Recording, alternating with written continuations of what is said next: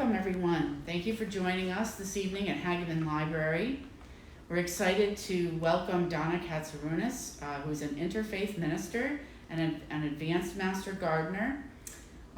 She lives and gardens in Brookfield, Connecticut, and she's taught numerous advanced Master Gardener classes and lectured throughout the Northeast for groups from garden clubs and libraries to mental health associations and the Connecticut Flower and Garden Show. Her writings have been published in Connecticut Gardener Magazine and other publications, and she's a founder of the Kiwanis Giving Garden in Brookfield, where volunteers grow veggies for local food pantries. She teaches and guides walks year-round on nature and spiritual subjects. Her dearest wish is to help people to reconnect with nature.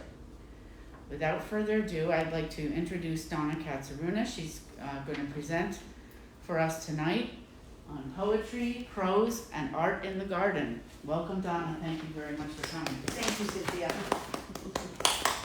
Thank you, crowd. Good evening, everybody. So I am Donna, and I am a tree-hugging dirt worshiper. I'm hoping that there's other people out in the world who are of the same ilk. I know you are. Are you a tree-hugging dirt worshiper as well? Oh, that sounds good. Good. I love it. I love it. So I was telling Cynthia earlier that the garden is my spirituality. So that's really how I became an interfaith minister, is through doing gardening work. And I was born and raised in Brookfield. And I actually grew up on Johns Road in Brookfield, which was named after my grandfather because it was part of the old farm. So I have dirt in my veins. That's how I came into this garden world. So let's talk a little bit this evening about poetry, prose, and art in the garden. To me, art and garden and spirituality, it's all really the same thing. It's different ways of describing the same thing. So I will just go right into things, and that of course was Claude Monet's Water Lilies. Now, I have kind of faded the background a little bit here, but for those of us who are full-on garden dorks, we know that the flower in the background there is Asclepias tuberosa, also known as butterfly weed. Anything that is in the Asclepias family, that is part of the milkweed family. So if it is a native plant, which butterfly weed is, and yes, that is the screaming orange color of butterfly weed, the way that God made it, anything in the orange family, in the milkweed family that is native, is something that the monarchs are going to love. They actually require this plant. They require plants in the milkweed family in order to raise their babies. Now, the monarch butterfly will feed off the flowers on the milkweed, but they'll feed off of any flowers. What they need the milkweed for is for their babies, for the caterpillars. So we don't spray these things. We want the caterpillars to be eating that foliage, because if the caterpillars don't eat the foliage, they're not going to metamorphose and we won't have butterflies. So let's talk about the garden as a muse, as an inspiration for all of these fancy famous artists like Monet, who felt that he might have owed becoming a painter to flowers. Now, as Monet aged, his eyesight went more and more sketchy. So you'll see that in this painting, in the back of it, things are getting a little bit dark. Monet's paintings, as he aged, they got larger and larger because his eyesight got worse, and the colors in the paintings got darker and darker as his eyesight worsened. But that is when Impressionism became a thing, because all he could see was the impression of the colors and the shapes, but he still was having that relationship with his gardens, which were his absolute muse. That's where he got all of his paintings came from. All the ones that we know, whether it be the water lilies or his gardens at Giverny. See how this one is yet a little bit darker. So this is the pathway in the garden at Giverny. And I love the fact that no matter how old he got, he was still out there doing his painting, because that's what fed his soul.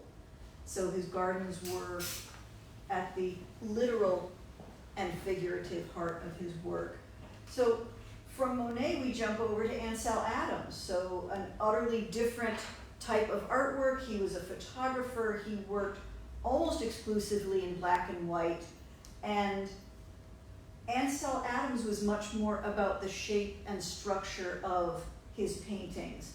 But another artist who just fed on Mother Nature, who was, I think, the ultimate nature photographer of the 20th century. Whether his scale was grand or small, the pine cones with eucalyptus leaves and the rose with wood, and they're really all about the shape.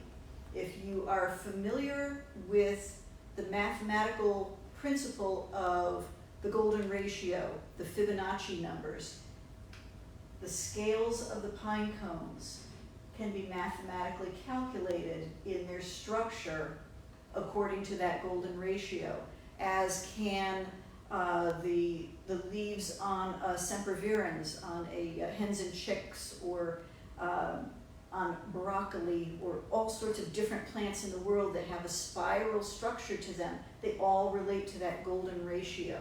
So yet more inspiration from Mother Nature, who brought all of these things in before we started to quantify them. Moving from Ansel Adams, we have Georgia O'Keeffe, whose museum I visited in New Mexico a few years ago. And I love the scale of her work, the way that she says, if you've taken a flower and really look at it, it's your world for a moment. And I strongly encourage people to do that periodically. Take any old flower, it can be a grocery store carnation, and just really spend 5 minutes looking at that flower, seeing what it's got to tell us. There's so much, the shading and you can go full botanical and count the sepals and the anthers and stamens and what kind of seed structure will this have. Or you can just look at the different colors that are within a single flower. There's so many different colors if we just take the time to look at them. And I think that taking the time is a lot of what we need to do as gardeners, as artists, as poets, as people who appreciate. We need to allow ourselves that time. We need to allow ourselves to be quiet for a few moments. Take that time, soak things up, enjoy them a little bit. More from Georgia when she was looking at some dried oak leaves and the colors that she saw that somebody else might not see at all. It might have been more to do with the reflection of the light on that day. She was a great one for using the light at different times of day to let her subjects speak to her. This is one of my favorites, looking down onto a corn plant.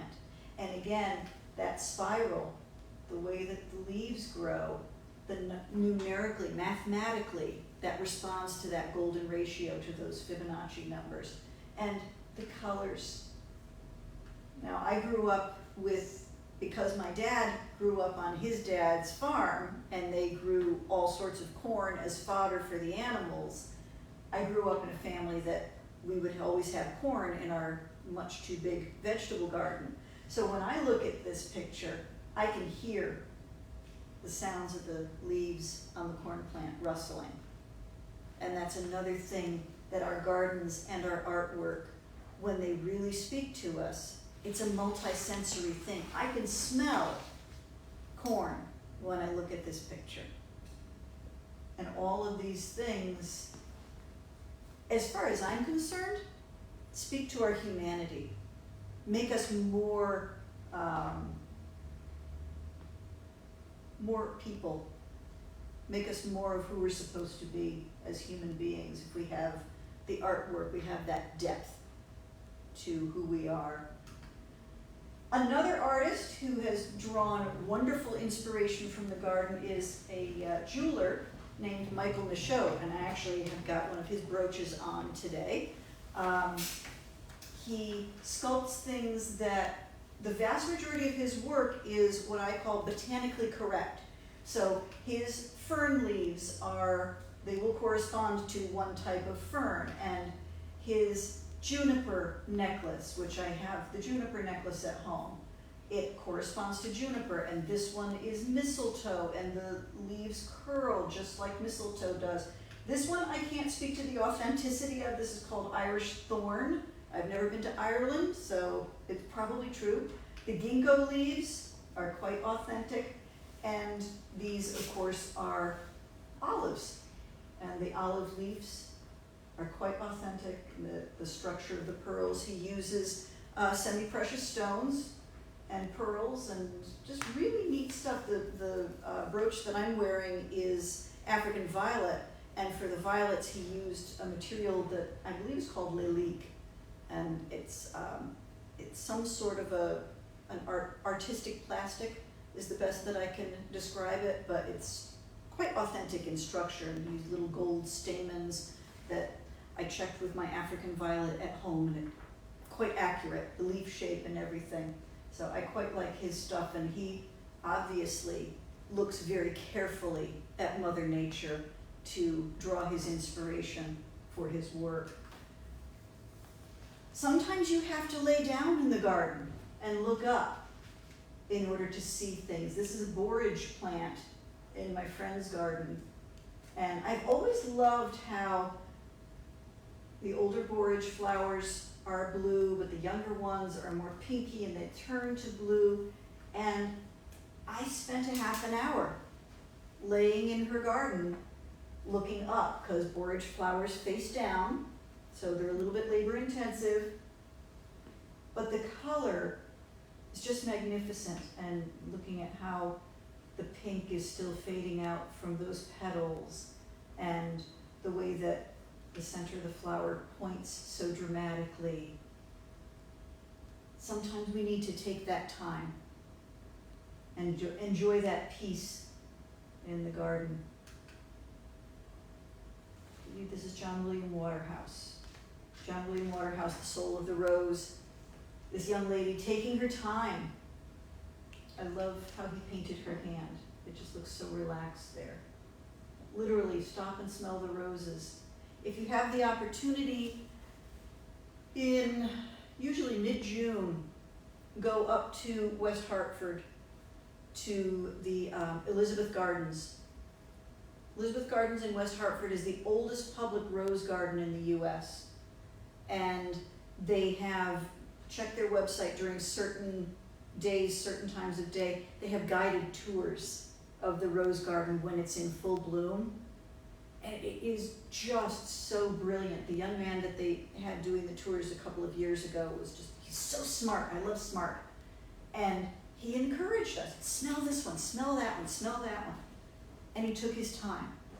And it was wonderful, taking our time to smell these roses. So all of these are people who have gained their inspiration for their visual art from the garden. So let's move on then a little bit to some other folks who have gained some inspiration where their garden is their muse. Now, if you are from the Newtown, Connecticut area, there's every chance that you're going to recognize this garden, and I'll tell you what, the giveaway is this border right here, which is lamb's ear.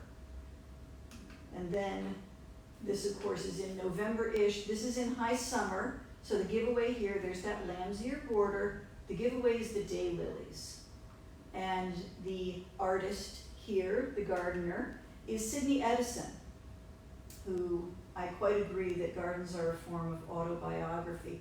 Miss Sidney was a designer for sets for stage productions, and she brought her design brilliance to her own gardens. And first of all, I'm not yet 60, and I have envy of this woman's knees. I mean, to be able to bend like that, I was in first grade, I couldn't bend my knees like that. But Miss Sidney had got that very recognizable Stachys byzantia lamb's ear border along her gardens. Her daylilies have always been her signature. One of the things that I respect Miss Sidney for is the fact that as she's grown older, she has shifted her gardens, and she has much less with the daylilies, because let's face it, there's a certain amount of labor involved with daylilies. You have to be out there deadheading and that kind of monkey business. And she's gone much more toward small shrubs and the more bulletproof perennials that have a longer period of interest, that sort of thing. One of her other signature things is these chairs that she has on her patio. Every year she decides what her color theme is going to be for her pots on her patio, for her plantings, and she spray paints her garden furniture to go with this year's color theme. So I think that those pieces of furniture probably wouldn't stand up anymore if it weren't for all the layers of paint that are on them at this point in time. But Miss Sydney does do garden lectures, probably less at this point, but she has written so many books. Tons and tons and tons of books. I highly recommend A Patchwork Garden as sort of an intro to her work. It's one of her earlier works where she talks about how when she looks out in her garden, she knows who donated that plant to her, and she knows that that plant was given to her by her friend from here. All of these stories. And in my way of thinking, that's what our gardens should be. Our gardens should have stories to them. And oh, there's my fill in the blank. Do you know how many times I killed one of those things before I finally figured out this one special thing that needed to be done? We have to have stories to our gardens, otherwise they're not ours. One of my favorite quotes, which I think I brought about 15 pages of little garden adages with me, one of my favorite quotes has to do with people who pay to have their garden designed and installed all at once. They're not interested in seeing great oak trees grow. I'm interested in the process, so my pockets are always full of acorns. And I think that that's a really important thing. Our gardens are not static. They're never done. If we want done, we take a picture of it. There's my picture. The picture is done. The picture can be done. The garden is a living thing. It's an ongoing process. The gardeners are living things. We are ongoing processes. We are growing people. Our tastes change. Our abilities change. And we learn. We learn more about plants. We learn more about ourselves. So Miss Sydney has written things like Gardening for a Lifetime, How to Garden Wiser as You Grow Older. And she's got some books of poetry. And she's got the Gardener's Palette, all about using colors in your garden.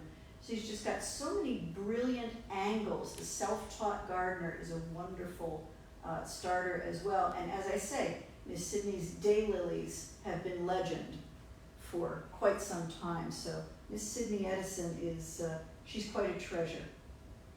She's a very generous person as well. I went to her house. She had done an open garden. I don't know if it was for the Newtown Garden Club or something of that ilk, and she had done an open garden one day, and I was there with my Aunt Teresa, and we got there at the very end of the day. The tour ran, let's say, from 11 to 3, and we got there right at 3. And she was so kind and so gracious, and she insisted on digging up one of her little pink panda strawberries to give to me. It was absolutely adorable. Here's this woman who was well into her 60s at that time, and she had been on her feet all day and doing the hostess thing, and yet here she was just being so beautiful and gracious. So she's quite a treasure. We can still see her talks here and there periodically. So another treasure who has passed, may she rest in peace. If you are at all an herbalist, you might know this lady. She passed, I believe, in 1997. This is Adelma Grenier Simmons. And Miss Adelma was, I will say, the doyen of American herbalists in her day. If you had ever gone to Caperland's Herb Farm in Coventry, that was her home. It was her family's home since, I think, 1929, something along those lines. And Miss Adelma, 5 days a week, every single day, would do an hour garden tour and have the tour group in for luncheon. And she did most of the cooking, probably up until the later days. And she published a gazillion and 12 different, most of them are booklets. Some of them are full-size books, but some of them are glorified pamphlets and booklets. But, I mean, look at 1964 to 1996, and then other ones that don't have the date on them. This was a busy lady. And she was an interesting character as well. You'll note with the pictures, she's always got something on her head, and she's usually wearing some sort of a cape. And I want to be like that when I grow up. I want to be one of those cool old ladies who has flowers in her hair and that sort of thing. But she was absolutely brilliant, brilliant person. So Miss Adelma leads me into a woman whose work I am just getting into right now, and that is Robin Wall Kimmerer. Miss Robin is an enrolled member of the Citizen Potawatomi tribe in upstate New York. She is also a botany professor at SUNY Oneonta, I think, one of the SUNYs in north central New York. And I have been reading her first book, Braiding Sweetgrass, primarily from the standpoint of my ministry work, because Native American spirituality very much speaks to me. And the things in here, like the gratitude prayer that the school children start their classes with. Oh, we have a few pressed leaves in here too. And how it takes two people to braid sweetgrass, and all of the poetic interplay with that sort of thing, and the way that the proper ways to harvest the sweetgrass, and this person who does this sort of Native American spirituality does it this way, and this person does it another way. So she talked to one of her grad students and said, okay, let's do science around this. Let's do science and figure out whether this way of harvesting is more sustainable than this way of harvesting. And they did some really intensive science around it. So we've got the science, we've got the spirituality, and it's got all of this wonderful interplay. And her way of writing is so beautiful. I mean, just the plants, it means those who take care of us. And I just think that that is so beautiful. She's also recently written a book about mosses. And for those of you who know a little bit about botany, mosses preceded vascular plants by gazillions of years on this planet. Mosses were probably one of the first true life forms on this planet. So it's really fascinating, the work that she does. This is basswood, and there's a nice honeybee there. Basswood is a native member of the linden family, and if you ever have this type of tree, which the clusters of flowers, the cluster each has this wing to it, and that's kind of one of the giveaways to identifying this tree. It's a wonderful tree to have on your property. I don't recommend it for right near walkways. Every once in a while I'll see towns plant it as a street tree, and it's lovely, but when these babies are in bloom, they hum with bees, which is wonderful, and it's important for the bees. And let's be honest, your day-to-day person is going to get a little freaked out about being that close to all of those scary bees. So it's a terrific tree. Have it a little bit removed from the walkways, and it's really glorious to hear it humming. It's a wonderful plant. Another quote from Robin Wall Kimmerer, "The land is the real teacher."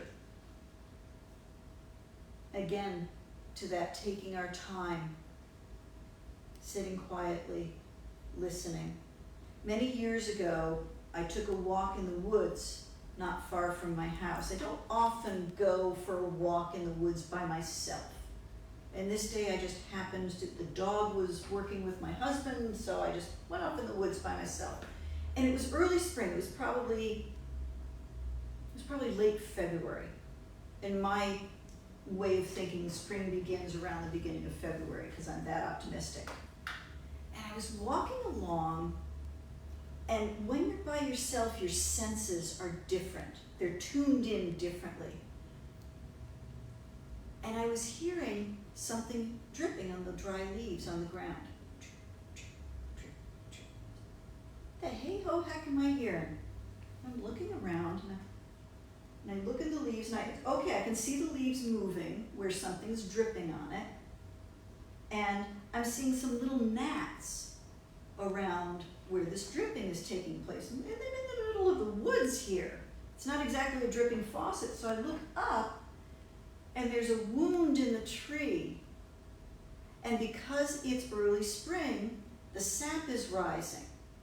And this tree happened to be a black birch, which, if you're at all familiar with black birches, that's where we get birch beer from. And that sap has got a little bit of a sugar content to it. So those little gnats were enjoying their first snack of the season. And if I hadn't been by myself, I would not have tuned into that.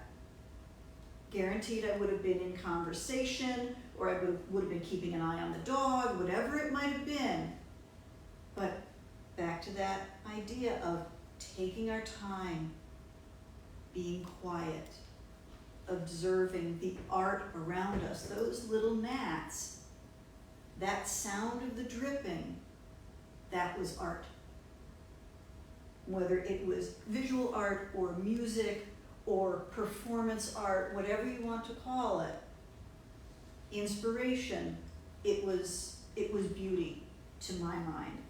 So these are all people who have made words. And one of the things that I have collected over the years is pages and pages and pages and pages of garden quotes. And I'll just flip through these periodically just for a little inspiration. Why not go out on a limb? Isn't that where the fruit is? Everyone has enough weeding to do in their own garden. Little Flemish proverb. And some of these little quotes are very inspiring, and some of them are cutesy. And it's a wonderful exercise to just play with that and see what kind of inspiration comes up, what kind of thing pops up for us. So let's talk about gardens as art in and of themselves. So this is a picture that I took several years back at Mercy Center, right down the road in Madison here. And this is creeping juniper, Juniperus virginiana. This is actually the procumbens form of it. And it's just on a big old rock. And I just thought it was really beautiful. Art in and of itself. Now, some people have the time and the inclination to do fussy gardening, as I call it. And if that's your shtick, then you rock on with that. That's wonderful, it's beautiful, it is so not my thing. Not on that scale, not on any scale, but that is really cool stuff in Gloucester, in England. Maybe you have a yard that gets some really wicked winter storms, and you want to have the structure of your yard done in such a way that it's really neat looking in black and white, because let's be honest, when it's the thick of the winter, black and white is pretty much what we have to work with. Maybe you want a Zen garden, which these two gardens here are actually the same garden at different stages. Different raking patterns, slightly different stone. A Zen garden, typically the hills are supposed to represent mountains, and the pebbles are supposed to represent water and the movement of water. As with any garden, a Zen garden is what you want it to be. Any scale that you want, indoors or outdoors, it's whatever you want it to be. And it is an art form unto itself. Some people, back to the fussy gardeners, want to have a yew hedge that's so sharply trimmed that you could cut yourself on it. It's an interesting look, obviously extremely formal, and if that's what appeals to you, then that's definitely what you should pursue. One of the challenges with this sort of gardening is it's not terribly healthy for the plant, so those plants are going to be a little stressed. But some people like to fuss over the health of the plants as well as the trimming of the plants, so that's their form of art. Art is a subjective definition, so we should always work with what works for us. If you have a lot of time, and I'm talking generations, then you should definitely plant a weeping beech. Being in East Haven, if you're inclined to take a quick trip over to Madison, to Mercy Center, they have a weeping beech out front of their building, and it is magnificent. It's on the scale of this, if not bigger. Someone once said that the ideal time to plant a tree is 20 years ago. The next best time is today. You do not plant a weeping beech and think that you are going to be sitting in its shade like this.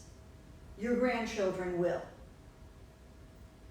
It's not something that is a quick fix, quick gratification, but boy, is it well worth it. These are magnificent plants. And I will say, with the one over at Mercy Center is right on Long Island Sound. Now, it is on not the ocean side of the building, but it is getting some pretty impressive weather, and that tree has withstood all of it. So that's a pretty strong tree, kind of impressive. If you want something that's a little bit more bulletproof, Eastern red cedar. This is a native plant, Juniperus virginiana. Fun fact for your Latin binomials, Virginiana does not mean it's from Virginia. It means it's from the Virgin Land. It's native to the US. In the wild, you'll find much more of this form, Eastern red cedar. Again, this is the procumbens, the creeping form. Cedar waxwing needs this plant, kind of where he got his name from. He's flying art. And look how beautiful he is. Birds are art. The blue of these berries, that's art. Some years they're much more glorious than others. One thing I will warn you about with Eastern red cedar, it is a needled evergreen. It's got little tiny prickly needles. If you rub them this way, they're perfectly fine, but if you push them the other way, they'll poke you a lot. I had a friend years ago who had all sorts of beautifully trimmed cedar shrubs, which is all well and good, but again, with the labor-intensive trimming, those prickles, he had an allergic reaction to them that put him in the hospital. You gotta be careful with these things. A little overexposure to all of that cedar oil, and his body was not very happy with him about it. But if you want something that's gonna make a nice hedge, it's not gonna get ridiculously tall, the deer won't bother with it, unlike arborvitae, arborvitaes are great for telling how tall your deer are, because that's how far up they'll strip the plant. Eastern red cedar won't be bothered by the deer. More art for the garden. Japanese Hakona grass, which is low growing, it's knee-high, actually less. Few slightly different forms. There's some out there that are solid yellow. This is more of a green and white variegation. Hakona grass is one of the few shade-loving grasses. It will spread very gently. It won't take over like Grant took Richmond. It plays nicely with others. You'll have bulbs that can come up through it. and all sorts of things. And it has that just gentle flow to it. So I just think it's very painterly, the way that Hakona grass sits there. Very painterly, Japanese painted fern, another shade lover, and its cousin, the ghost lady fern. These pale colors with the purple rib down the center for the Japanese painted fern. Terrific for the shade, very artistic, very gentle presence. When you have a plant that you're growing for the foliage and not for the flowers, then you have all season presence from these guys. And it's really nice to pair them with something that has a stronger leaf form. If you grow hosta, then ferns are really nice counterpoints to those sorts of plants. Corydalis lutea, which is the yellow plant here. It's a cousin of the bleeding heart, and Allium Christophii, that's our purple sort of dandelion-looking puffball here. Corydalis lutea is an introduced plant. It can get a little bit weedy. It likes to self-sow, but the seedlings pull out very readily. If it sets itself someplace where you don't want it, you can pull it out with no problem. Cool thing about the Corydalis is it starts blooming basically now, around the time of your late bulbs, and it does not stop blooming until the first killing frost in the fall. And that's a very rare thing. Most plants that are like that are too rambunctious. They will self-sow really badly, but this guy doesn't get too carried away with that. He's gotten to the point now in my garden where he's kind of ubiquitous. I don't even notice him in bloom because he's got such a long bloom season. But he is very shade tolerant. He will plant himself in the sunshine sometimes, which when we get into high summer, he looks a little scraggly. But in the shade, it's just such a nice soft presence with all the pretty soft leaves and the flowers like that. Now the Allium Christophii, he's going to bloom in another month or so. There's a lot of different types of allium. Of course, allium is the onion family. The thing I like about the Christophii, this particular ball is probably about 6 inches across. I have some that have gotten 8 inches across. This is a bulb, and this one, this flower head will dry perfectly when it goes to seed. There's a lot of the alliums that when they go to seed, they kind of get saggy and scraggly and but even when they have dried and gone to seed, this structure remains. And they almost look like little soap bubbles floating around the garden. So again, with the artistic presence like that, when my niece was younger, she thought they were fairy wands. She would walk around with her little fairy wings on and go ding. But they have a neat presence. And these guys just planted themselves together, so I said, okay, you want to be together, we'll just let you be together. This is a picture that I got from Fine Gardening magazine, and I just think that it's such a grand color statement. This is a late season picture. I think that's Father Gilla, isn't it? Calocarpus. Father Gilla, yeah. So the purple is Calocarpus, it's beautyberry. There's nothing else that has that color berry. Beautyberry, all season long, it's just, it's a shrub, whatever. You know, the flowers are nothing to write home about. The leaves are just, they're leaves, whatever. But in the fall, when they drop their leaves and those berries ripen, that is just such an amazing color. And to pair it with the gold of the Father Gilla one, it's gone to its fall color. I mean, that's some seriously cool planning there for that design. That's very artistically done, and then the blue counterpoint with the ball there. It's just really brilliant color combination. So that person's idea of art was more the bold colors, and they executed it very well. This is a fall blooming aster. It could be New York aster, it could be New England aster. I didn't get a picture with the leaves, so I couldn't tell for sure. Another happy bumblebee. There is a place up in Shelburne Falls, Massachusetts. It's called the Bridge of Flowers. And it used to be, I believe it had been a railroad bridge. And the railroad decommissioned, And I don't know if it's the local garden club or some other organization, but they planted the daylights out of this bridge.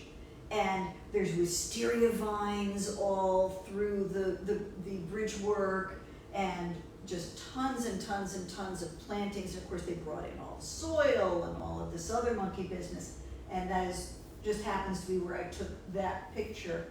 And I love the Astor family. The Astor family is vast, and they all have that daisy flower structure to them, and somehow they just always speak to my heart. They just make me very happy. So fun fact, these are called composite flowers. These are the fertile flowers, which will be making the seeds eventually. These petals are known as the ray flowers, and they are sterile. They exist solely to give the pollinators a target to approach, so that they have a little landing area. But it's all of our different forms of art. That's one of my favorite ones, is the Astor family. So when we talk about gardens, gardens can be therapy. They can be art therapy. Now, one of the things that I put in your handout is a quote. This just happened to be from Garden Know-How magazine, but there is a microbe that exists in good, healthy garden soil, Mycobacterium vaccae. This microbe, when inhaled, it appears to stimulate serotonin production. So gardeners have always known that playing in the dirt makes us feel good. Science is catching up. I love when science catches up to stuff that we've always known. So garden as therapy, literally going out and playing in the dirt, the art of playing in the dirt, that tactile sensation. Anybody who has ever worked with clay is going to be able to tell you one of the great things about working with clay is the tactile part of it, is the feely part of it. Well, those of us who are garden dorks can tell you that putting your hands in the soil like that, it's the same thing. It's like, oh, this is wonderful. And the temperature of it, and the smell of it, and the feel of it, and that kind of art, that is another facet of the creative concept. Composting is one of the things that makes my little garden dork heart go pitter-patter.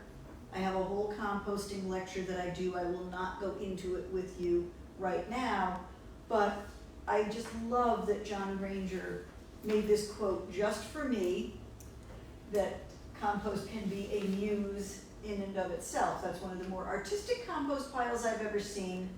I'm a big fan of the chuck it in the corner of the garden compost method, but composting is a very healthy thing to do, and some people get very artistic about it.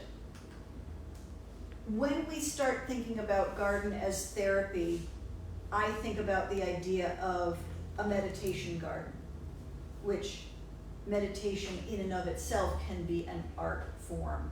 And to me, the most important thing for a meditation garden is someplace to sit.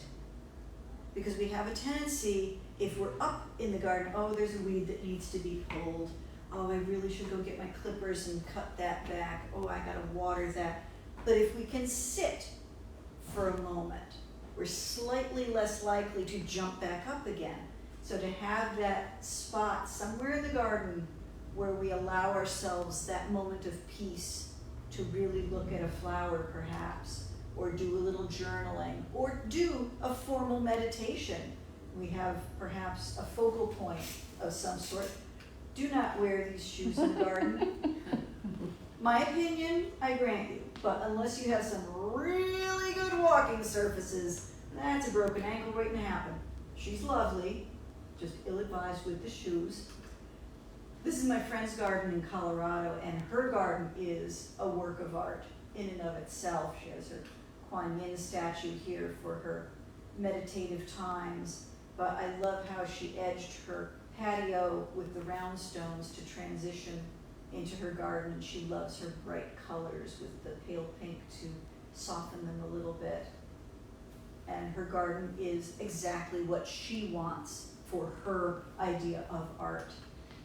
Now, when I talk about focal points in the garden, focal points for meditation, we can use anything we want as a focal point. Now, this was in a lot next door to a house that I looked at many years ago, and I recognized it immediately. You know, again, me being a garden dork. And I said to my husband, "Do you know what that is?" He's like, "That's really cool. I don't know what it is, but we need one." I was like, "We do not need one. We absolutely do not need one. Please, let's not have one." The nature of poison ivy, if it's climbing up something, is that it's going to stick out laterally. So, yes, it's lovely, and someone could certainly use that as a focal point for their meditation, but I don't recommend it. Again, I have a whole big poison ivy lecture too, so I'd love to beat that drum. Gardens as inspiration for us subjectively for making our own art. Now, we talked about garden as muse for the famous artists. Well, we're artists as well, and maybe there's things that we want to make either from our garden or as inspired by our garden. So John Singer Sargent painted Monet painting his gardens. Monet is doing plein air painting. If you are an artist who paints, do a little plein air painting. Go out there, again, sitting in the garden. Painting by its nature is a meditative act. You're making art, and everybody's painting is going to be different. You can have a whole class of people painting the same scene, and none of them are going to be seeing exactly the same thing. And that's the beauty of art, of making art.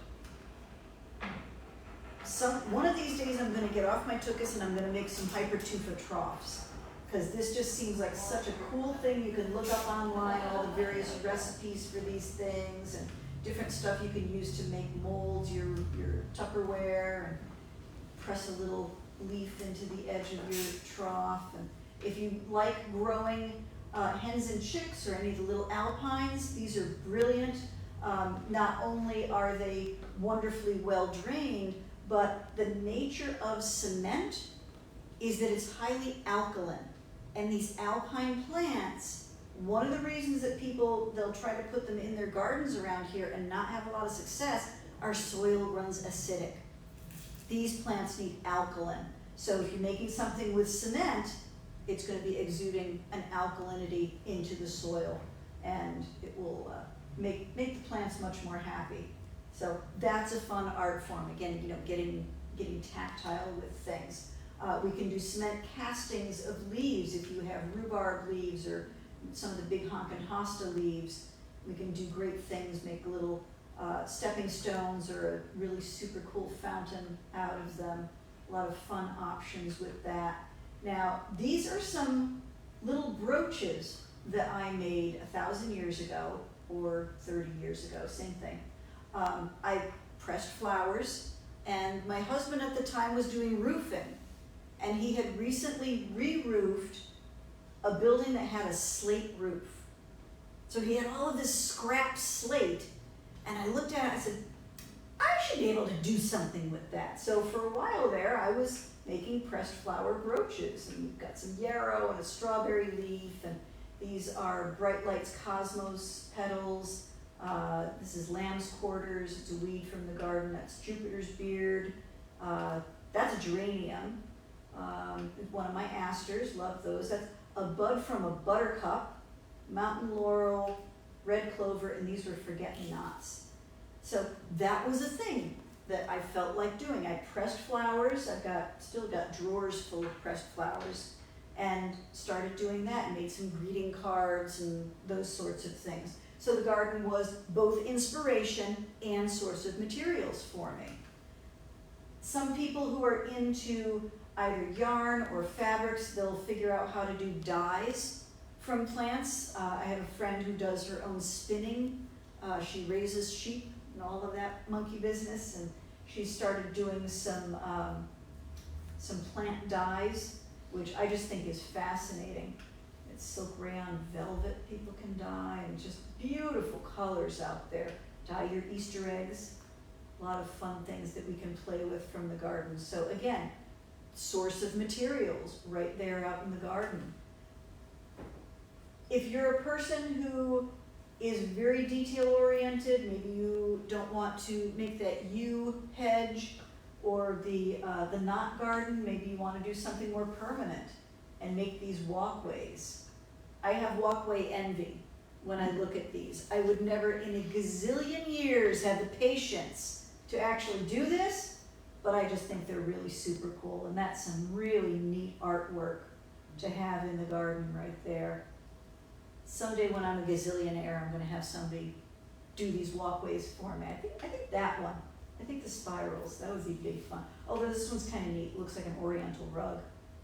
Neat stuff.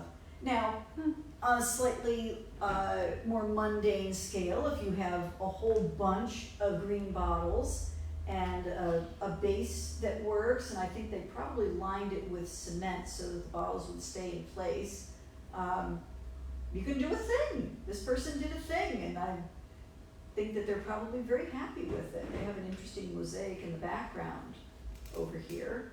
I look at that and I think, well, all of the heat that would be reflected, that would be absorbed by those bottles, I might be cooking the plants, but that's okay.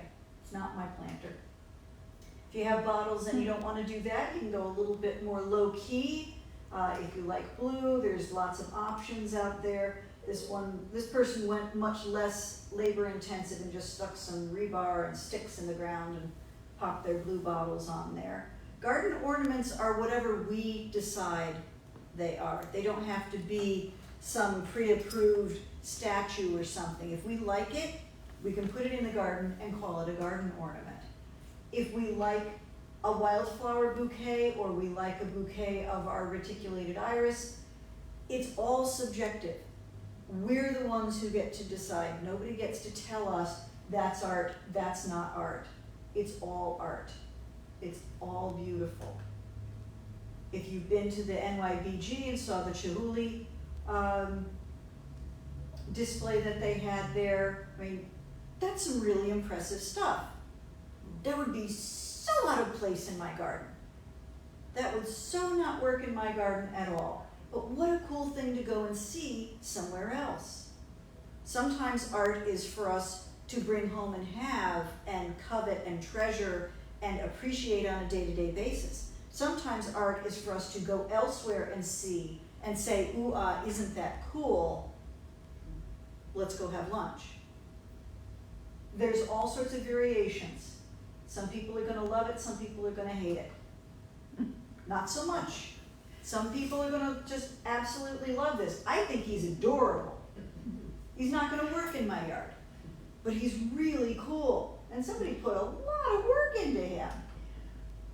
Somebody decided that they would get some epoxy and some marbles and some bowling balls and make garden ornaments.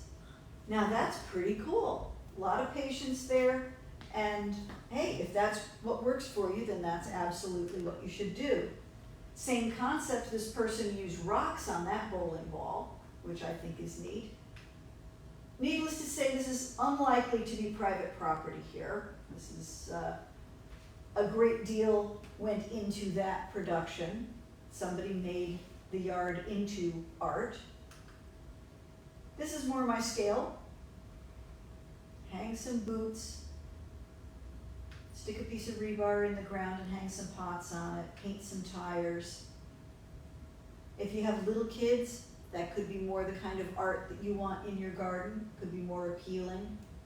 Everybody has their own sense of what should be, of what's right and wrong, of what's going to work for them, of what they want, of what they're going to be tolerant of looking at for a while. These things can come and go in a season. This lady, not so much. You're kind of married to her for a while.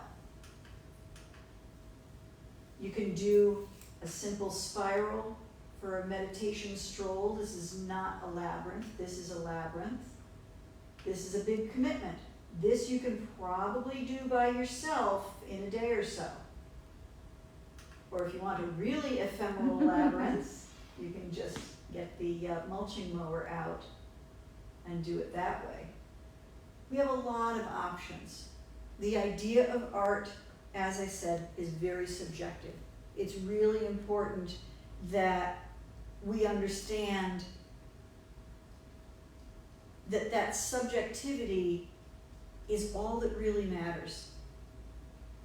Our gardens are our personal space, and we should be able to go out there and experience them the way that we want to. If we want to have them as display gardens for people to come over and blah, blah, that's fine. Or if we want to just be able to go out with our coffee in the morning and putter around, then that's fine as well. That's our art, that's our expression, and we should be able to play with that. So are there any questions right now? We went through a lot of things, and I wanted to throw some botany in there, because I'm a dork. What was the cousin of the Corydalis? Corydalus, the cousin is synaptic flatulence here, bleeding heart.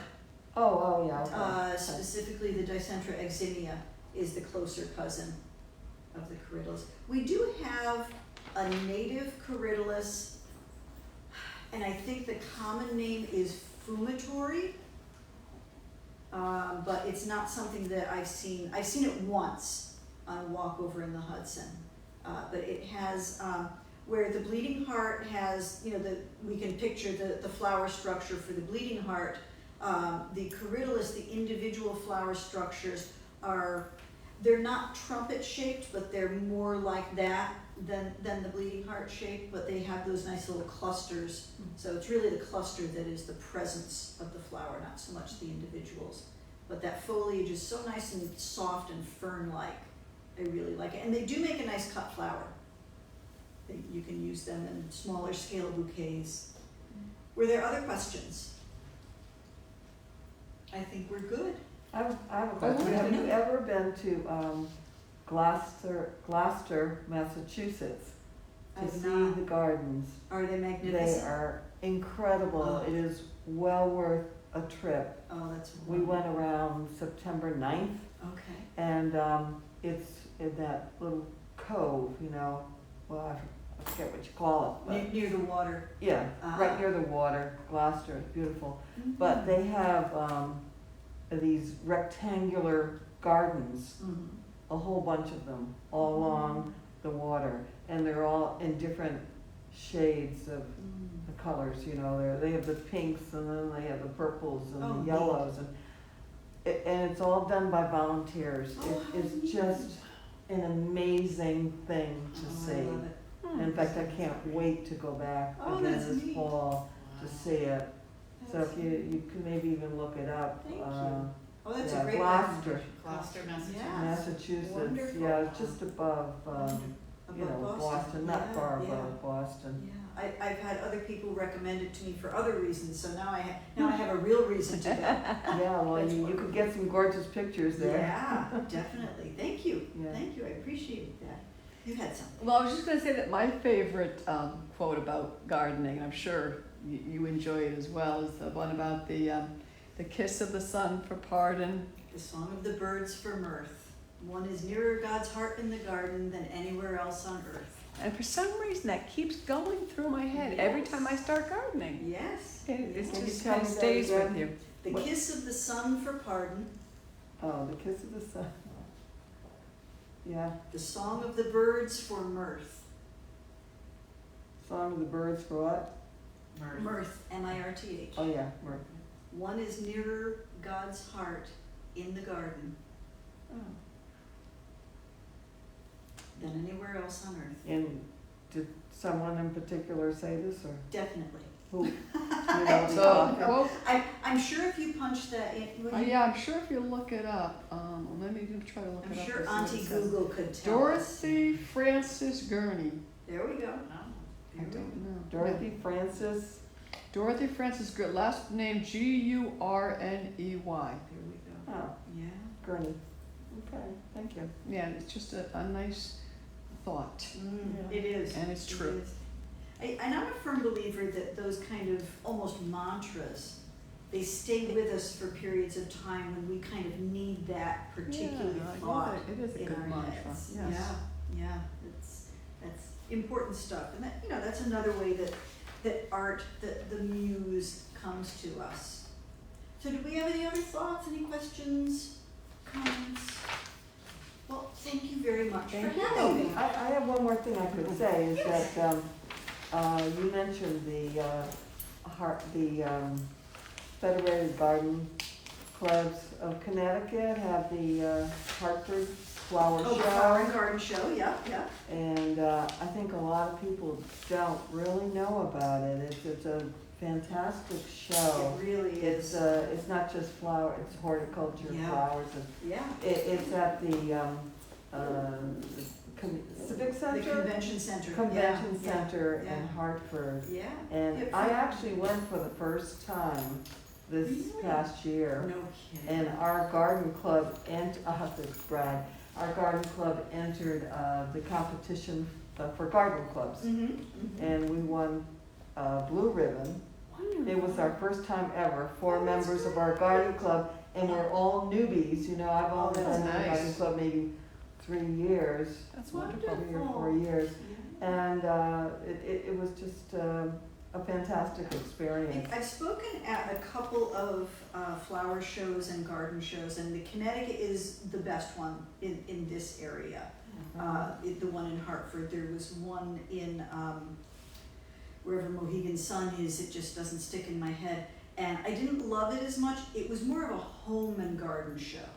So it was also RVs and that kind of thing. But the Connecticut Flower Garden Show, they have the juried entries from the garden clubs. They have the vendors. They have the display gardens by the various landscape companies. Honestly, this year wasn't the best year for that. Right. There have been some years that they blew my socks off. And of course, the part that speaks to me the most is they have the separate lecture halls. Upstairs, they have, at any one time, there's at least a half a dozen different lectures going on. So, a couple of years ago, I did, I think the last time I was there was in February of 2020. And I did composting, and I did herbs and kitchen gardens. And in between my lectures, I poked my head into the backyard chicken lecture that they had. So they've got so many different things that they do there. They do a great job with their show. Another thing up in Hartford, the Wadsworth Athenaeum. Museum. Yes. I had never been there, Beautiful. and they had art in bloom.